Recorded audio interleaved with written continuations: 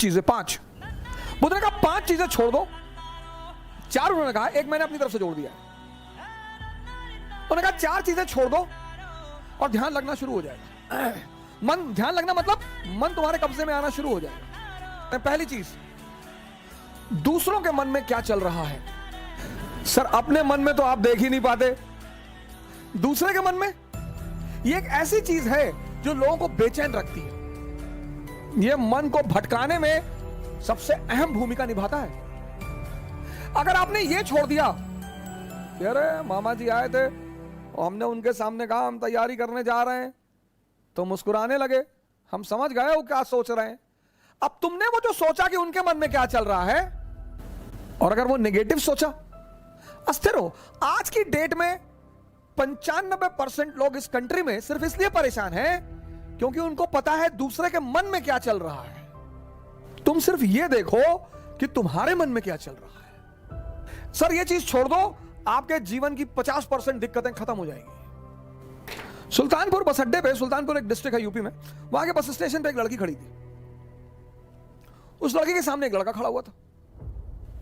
तो लड़की एक बैग उस लड़के के पास गई और उसने एक लड़के को एक तमाचा मारा खींच के। तो जो अगल बगल लोग खड़े थे वो आगे भाग के तुरंत, ये क्या हुआ मैडम? बोली ये 10 मिनट से मुझे घूरा जा रहा है।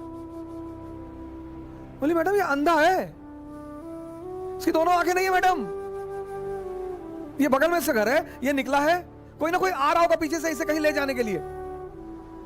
गली है, गली में उसका मकान था, अवंतिका होटल के ठीक सामने। बोले मैडम ये अंधा है, ये बगल में गली में इसका मकान है मैडम, कोई घर में अंदर। सोचो उस लड़की को कितना पश्चाताप हुआ। दूसरों के मन को पढ़ना छोड़ दो। दूसरा कि लोग हंसेंगे, अगर हम हार जाएंगे तो लोग हंसेंगे। बिल्कुल हंसेंगे सर, क्यों ना हंसे। आप जीत जाओगे तो सजदा भी तो करेंगे। तो पता क्यों हंसते हैं कि बच गए, बच गए, नहीं तो इस बदतमीज के आगे सर झुकाना पड़ता। ये जितने ब्यूरोक्रेट हैं, मंत्री वगैरह हैं, ये सोचते हैं कि लोग मेरे सामने सर झुका रहे हैं, मुझे, तुम्हें कोई ना झुका रहा। इनको पता चलता है हारने के बाद, इनको पता चलता है रिटायर होने के बाद, बहुत बुरा पता चलता है सर। ये जितने पद के द्वारा शक्ति वाले लोग हैं, पद, सर जब ये हार जाएं तब आप इनसे मिलो, जब ये रिटायर हो जाएं तब आप इनसे मिलो। कोई नहीं दिखाई पड़ता सर, कोई दिखाई ही नहीं पड़ता।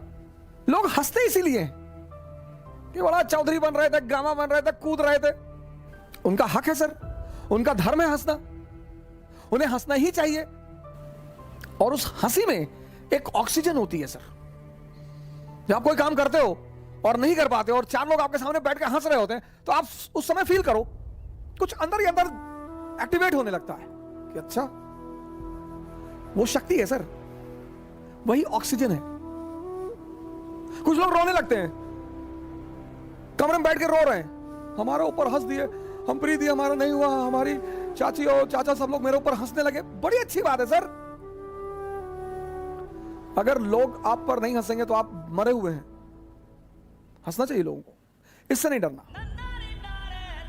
तीसरी, एक बहुत खतरनाक काम लोग करते हैं, बहुत खतरनाक, समय काटते हैं। बहुत से लोग दुनिया में हैं जो समय काटते हैं। अरे भगवान, समय तुमको काट रहा है हर पल, तुम क्या समय को काटोगे? समय काटते हैं, समय। मैंने बड़े सारे, सर ये गलतियां तो मैंने भी की हैं सर, मैं इससे इनकार नहीं करूंगा सर। आज मैं इस मंच पे बोलूंगा कि मैंने किया है सर। लेकिन कहते हैं कि वो बहुत ज्यादा समझदार है जो दूसरों की गलतियों से सीख ले। कार्ड्स खेल रहे हैं, मूवी देख रहे हैं, अब तो खैर यूट्यूब पे ऐसी ऐसी सीरीज मैंने देखी है, ऐसी ऐसी सीरीज, और उसके व्यूज देखे मैंने। भाभी ने देवर को किया गुमराह, कितना व्यू? 88 लाख, 88 लाख एक महीने में। और वहीं पे यूट्यूब पे वीडियो पड़ा है स्वामी राम द्वारा अश्वनी मुद्रा पर चर्चा, उसके व्यू 1.7 अश्वनी मुद्रा एक ऐसी चीज है सर जो आपको सुपर पावर बना दे। और ये देश कहता है कि लोग हमें परेशान करते हैं, सरकारें हमें बेवकूफ बनाती हैं, नेता हमको लूट रहे हैं। तुम्हारा दिमाग मरा हुआ है। गेम खेल रहे हैं, कौन सा गेम है जो बच्चे बहुत ज्यादा खेलते हैं? Temple run. चलो टेंपल रन। आपको गेम खेलना है ना, आप चेस खेलो। क्या गेम है सर, आप चेस खेलो, कोई नहीं है ना, इसी मोबाइल पे खेलो, टॉप लेवल पे खेलना। मैं तो हमेशा हार जाता हूं सर। लेकिन क्या क्या मूव्स आती हैं सर, क्या क्या चाल दिमाग में आती है। किताबें पढ़ लो, रीडिंग हैबिट डालो। कोर्स की किताबें जरूरी थोड़ी हैं सर, कोर्स की किताबें एक से एक किताबें, नॉवेल्स, स्टोरी बुक्स। योग कर लो, ध्यान कर लो, डांस कर लो। अगर तुम यहां समय काटते हो, अब तुम्हें यह डिसाइड करना है कि समय काटना कहां है। अगर तुम यहां समय काटते हो तो कुछ ना कुछ बेनिफिट तुम्हें होगा, और अगर तुम यहां समय काटते हो तो तुम तो खत्म हो गए ही होगे। समय तुम काटते कैसे हो, यह बहुत इंपॉर्टेंट है सर। और चौथा, कह रहे भैया हमसे बड़े बड़े लोग नहीं कर पाए। यह मुद्दा लेके बहुत लोग आते हैं, कह रहे भैया राजेंद्र नगर में 5-5 साल से लोग तैयारी कर रहे हैं, 50 साल से कर रहे हो। तो पटियाला की डीएम है अभी लेडी, 22 साल की लड़की है। सैफिन आया था दिल्ली, 22 साल। उसके सामने इसी राजेंद्र नगर में 28 साल के भी लड़के थे, 30 साल के भी लड़के थे। सबके जीवन में परिस्थितियां अलग हैं, सोच अलग है। जो तुम्हें 10 घंटा पढ़ते हुए दिखाई पड़ रहा है, वो हो सकता है किताब में नॉवल रख के पढ़ रहा हो। काली घाटी की चुड़ैल, वेद प्रकाश वर्मा।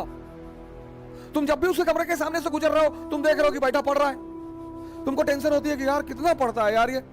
तुम किसी कमरे में जाते हो, पता लगा भैया है 4 साल से तैयारी कर रहे हैं, 6000 किताब रखे हैं, आता किसी को कुछ ना हो। ये 4 चीज ध्यान में रख लो और तुम्हारा मन इतना शांत हो जाएगा। करके देखो, कोई बड़ा नहीं है। मुलायम सिंह यादव अगर यही बात सोच लिए होते कि बड़े बड़े घराने हैं यूपी में, हम एक मामूली से टीचर, यही बात लालू जी सोच लिए होते, यही बात बहन मायावती सोच ली होती, यही बात मोदी जी सोच लिए होते। ये 4 चीजें तो बुद्ध ने कही, एक 5वीं चीज मैंने अपनी तरफ से जोड़ ली। शिक्षा को, शिक्षा, एजुकेशन सिर्फ नौकरी करने के लिए नहीं है सर। प्लीज सर, इस बात से बाहर निकल आओ। शिक्षा सिर्फ नौकरी करने के लिए नहीं है सर। शिक्षा के बड़े महान उद्देश्य हैं। ज्ञान ने बुद्ध को भगवान बना दिया। ज्ञान ने आप आईएएस बनने के लिए परेशान हो, डॉक्टर बनने के लिए परेशान हो, इंजीनियर बनोगे सर, आप बनोगे। हां, हमारे जीवन की 21 वर्ष के बाद, जैसे हम मिडिल क्लास से थे तो हमारे पिताजी कहते थे कि देखो भैया रिटायरमेंट के बाद हम तुमको पैसा दे ना पाएंगे, हमारी एक बेटी है उसकी हमें शादी करनी। ऐसे हम बहुत सारे मिडिल क्लास के लोग इसी स्थिति में हैं। जिस दिन ये देश शिक्षा और नौकरी के संबंध को तोड़ देगा, इसको महान बनने से कोई नहीं रोक पाएगा। इस देश में सफलता का पैमाना क्या है? अरे इनका लड़का डॉक्टर हो गया, तुम पता नहीं क्या पढ़ते हो। अरे हो गया माता जी, बहुत अच्छा है पढ़ने में। हमारे बहुत सारे पेरेंट्सों की आदत है दूसरे के बच्चों से कंपेयर करना। प्लीज, शिक्षा का जो अंतिम चरण है ज्ञान का, वो तो आदमी को भगवान बना दे।